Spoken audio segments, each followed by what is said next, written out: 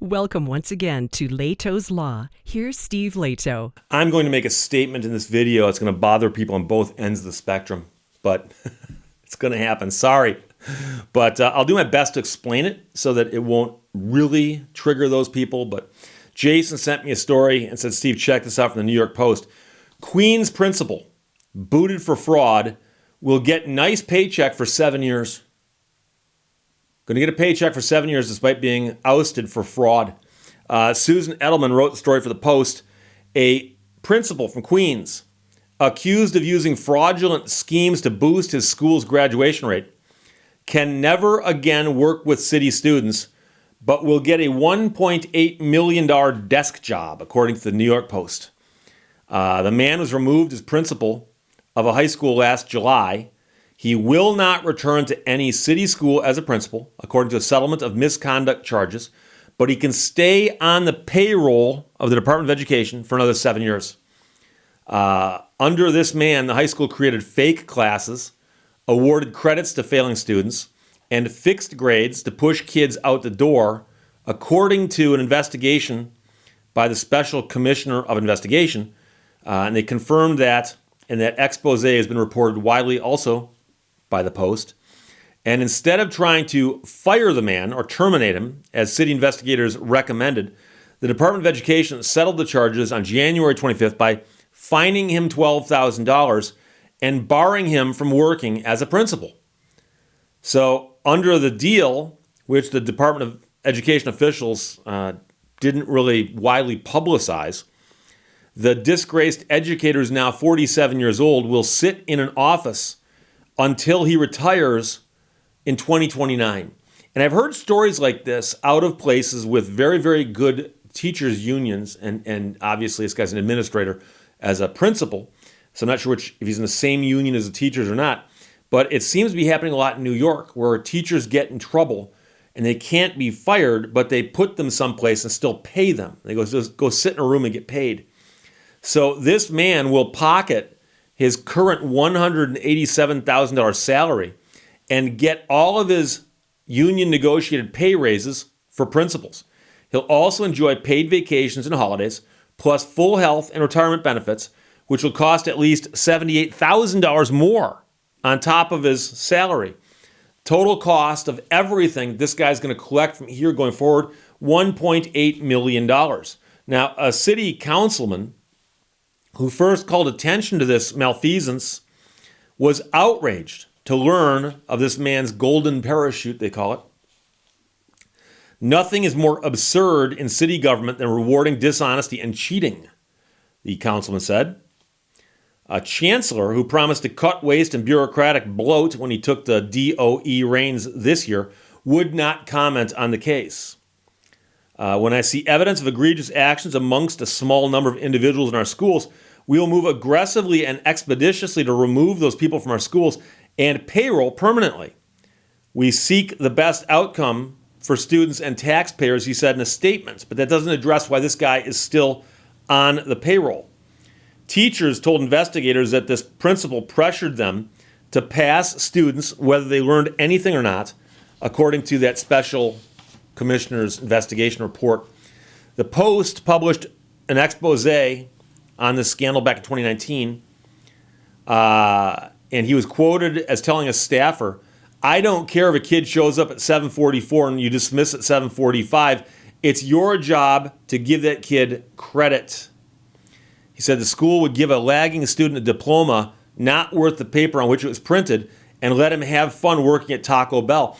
And if nothing else, you got to give him credit for using the prepositional phrase correctly in that sentence. Not worth the paper on which it is printed, versus he could have said not worth the paper it was printed on. And some people would say, but Steve, that would be incorrect because you're ending the sentence with a preposition. And so he did say that correctly. So we got to give the man mad props because he did say the diploma would not be worth the paper on which it was printed. Former student Thomas Creighton told the Post how he spent most of his junior and senior years drunk or stoned. He rarely attended class and did no homework his senior year. Instead of helping the teen straighten out, administrators simply gave him a diploma 6 months early and pushed him out the door. When his parents asked to see his classwork, the school had nothing to show. Faculty and students referred to it as the minimum because everyone, regardless of effort or performance, would pass and graduate. Administrators pressured teachers to fix failing grades. Some teachers gave answers to students during exams, according to records. That's, I went to the wrong school. I was supposed to come up on the answers on my own. These guys, the teachers, give you the answers. The principal and his two assistant principals rewarded a clique of favored staffers and ex-fraternity brothers with overtime assignments also. They threatened others to fall in line or get bad reviews that could jeopardize their jobs. Some teachers were forced out or quit as a result. So some teachers were forced out or quit while the people doing all the wrong stuff stayed. Meanwhile, this effort by the administrator made that school look good because it had a 99% graduation rate, which helped it land a federal Blue Ribbon Award in 2018. But the principal and his assistants refused to speak with SCI investigators, citing their right to remain silent. So the investigators come in from the state to investigate how the school is running, and the administrators take the fifth. Just think about that for a second. Despite their refusal to cooperate, the DOE kept all of these people in their jobs and slapped them with letters of reprimand. The city councilman who was talking earlier named Holden said, "Here's the message the DOE is sending. If you clam up, cover up, you can keep your job and keep your paycheck." Good teachers were driven out. Children were robbed of their education. This was organized crime in my estimation. A former teacher there who spoke with investigators and provided stacks of evidence is disgusted. "It makes me lose faith in the education system. Any teacher or administrator can do something dishonest or illegal to raise their ratings and get away with it. Just say they did it all at that other school. Nothing happened. That's your get out of jail free card." So yeah, people can now point this as an example, as a precedent. Say, well, you didn't punish them other than the reprimand letters. So the DOE's own Office of Special Investigations also spent months on the case. The OSI completed a lengthy report on the misconduct in June of 2021. The DOE has refused to release it, saying last week it awaits the outcome of charges of cheating and testing irregularities against 5 teachers. So they might actually be charging some of them with something more serious. But the point of this story, the highlight of this story, the crux of this story, is that the principal who was found by the investigation to be doing all of these wrong things was told, you can no longer be a principal. You don't get to be a principal anymore. We're just going to put you over here and pay you as if you're one. And it's like, how do I get that job? And so here's the thing. They have a union in place there. And the union is very, very powerful. It's a teachers' union. And there are unions like that around the country where you hear stories like this. And I'm going to say this now because I've written quite a bit on the topic of unions. And there is a place for unions. And the reason I say that is I've written about life in the mining industry in Michigan in 1913. And prior to that, or leading up to 1913, working in the mines was extremely difficult work. Didn't pay that well, paid okay, but it was dangerous. People died. On average, in the mines in the Upper Peninsula of Michigan, 1 man died per week. 1 man died per week, week in and week out. 50, 55 guys are going to die this year. 50, 55 guys died last year. And for each guy who died, there are 10 more with serious injuries. Missing limbs, going blind, losing their hands, losing their feet, breaking their backs, things like that. And that's largely because the people who ran the mines just said, well, you know something, if you get hurt on the job, too bad, go home, we'll get somebody else to replace you. There's no such thing as workman's comp at the time either. And if they filed a lawsuit against the mines, the lawsuit would get thrown out and they'd say, well, mining's dangerous business. You accepted that risk when you went underground. But so what happened was in 1913 and then later, there were efforts to organize the miners, and they eventually did organize. And when they organized, one of the things they organized for was to have some kind of process in place where people could lodge grievances about the unsafe working conditions, but also to guarantee that if they got hurt in the mines or killed, that there was some form of compensation for that. They'd negotiate for that. And then, of course, many states, including Michigan, passed workers' compensation laws. And without those laws in place, like I said, it was a very, very dangerous place to be, underground working in a mine. So when the unions came in, they managed to accomplish a lot with respect to those various goals they had. And there were people who said, well, if these miners unionize, it's going to destroy the mines, And it didn't. It drove up their cost of operating a little bit, but some people would say that the mines probably should have increased their operating costs a little bit. One guy who ran a mine famously said that one of the reasons that they didn't shore up the underground tunnels as well as they should have, he said, timber costs me money, men don't. And so the implication is that if you use more timber, it's money out the window. If the mine caves in and kills a few guys, haul them out, send in new guys. Timber costs us money. Men don't.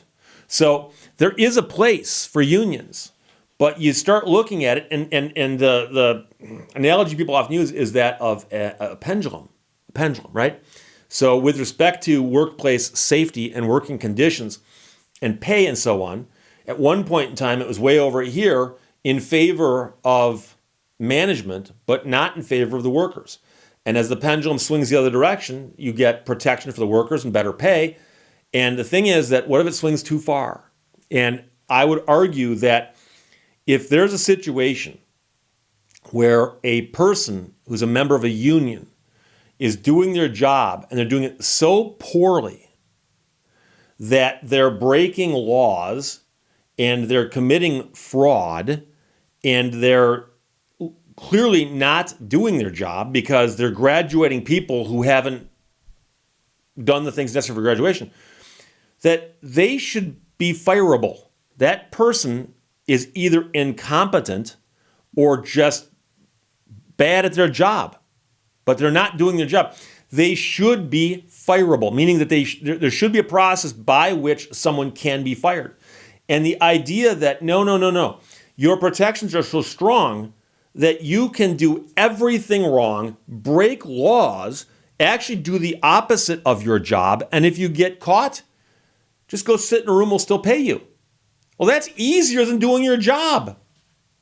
But so, and by the way, I've had some people ask me, and I always feel bad repeating stories I've told before, but I also don't know which videos of mine you've seen.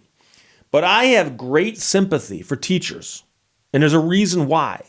My grandfather was a teacher. My grandmother was a teacher. My father was a teacher. My mother was a teacher, and I was a college professor for a few years, 10 years. So I have great sympathy for teachers, and I admire teachers, and I respect teachers. And when someone tells me they're a teacher, I usually start talking about, oh my God, I respect that. Congratulations. You're doing something that's extremely important. And I hope that you have the atmosphere and the tools to do your job properly. I do. But that's the one end of the spectrum, the people who are doing their jobs. And you hope that they've got the ability and the resources to do their jobs. That doesn't mean that they need protection to the point where they can be incompetent and criminal in their activities and keep their jobs. Because while this guy is doing his job poorly before he got ousted, there was some competent principal out there who'd have been happy to take that job and do it correctly. And think of all the kids. You don't often hear me say think of the kids, other than jokingly. But think of the kids. Kids going to school who don't get a good education because of this. And now they're going to waste all this money, $1.8 million of the budget, for a guy to go sit in a room when that money could be used to educate kids, which is what it should be used for. So this is a problem. And so, like I said, I respect unions, and I think unions have a place. But once in a while, you hear these stories about the unions where things go wrong.